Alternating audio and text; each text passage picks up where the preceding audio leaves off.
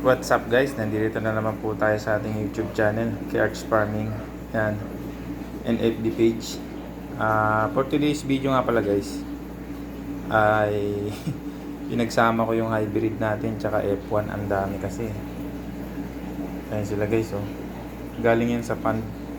So, yung pond kasi natin, i-maintenance muna natin para ano. So, ito yung mga na-breed natin na F1 and then hybrid. Yan, share ko lang sa inyo. Ayan guys, oh, mga pulmas. Ang ganda nito. Kalalagay pa lang sa ano eh. Yan, ang mga pulmas sila. Yun, ito yung mga mapupula natin. So, nag-a-adapt pa sila ngayon eh. Yun, maganda yun. F1 yan guys, yung mga mapupearl. Ito, hybrid. Pinagsama ko. Tingnan nyo guys, oh, ito pulmas F1. So, hindi ko alam kung female yan.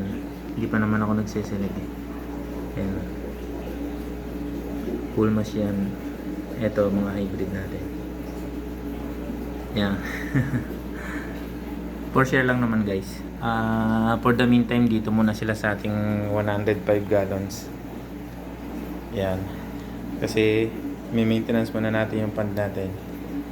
Para naman magamit ko to. Sige guys. Thank you and God bless.